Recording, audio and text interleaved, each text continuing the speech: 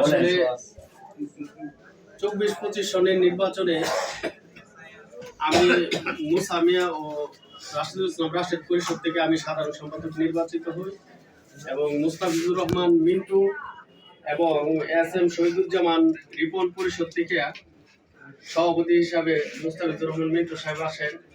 আমরা দুই ভাই একটি বছর এই আইনজীবী সহকারী আপনাদের সম্পদ রক্ষণাবেক্ষণ করেছি। আসলে উনি অন্য প্যানেল থেকে সভাপতি নির্বাচিত হয়েছিল, বাট কিন্তু আমাকে এত সহযোগিতা করছে যে আমার একই প্যানেলের সভাপতি হলেও আমাকে সেইরূপ সহযোগিতাই করছে।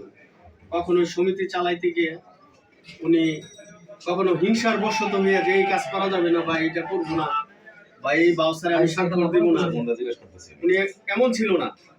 আমি মনে করি উনি অত্যন্ত ভালো মানুষ ছিলেন এবং আমার সাথে সর্ব অবস্থায় এই আইনজীবী সহকারী সমিতি পরিচালনা করতে গিয়ে সকল কাজে সহযোগিতা করছেন এবং তার সাথে আমি একটি বছর ছিলাম। আমি তাই আজকে থেকে সাবেক সভাপতি মুস্তাফিজুর রহমান মিন্টু ভাইকে আমি ধন্যবাদ জানাই যে উনি আমাকে আন্তরিক সকল সময় ছোট ভাই হিসাবে সহযোগিতা করেছেন।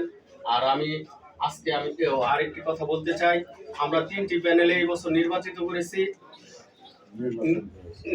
করেছি। এবছর আমাদের প্যানেলে নির্ভুল জয় হয়েছে, তাই আমি আইনজীবী সহকারী সমিতির সকল সদস্য ভাইকে আন্তরিক শুভেচ্ছা অভিনন্দন জানাই। গত বছর আমার সভাপতি আসতে পারে নাই, এবছর আমার সভাপতি মোহাম্মদ মুসা মিয়া ও আমি সাধারণ সম্পাদক রাশিদুল ইসলাম রাশেদ সহ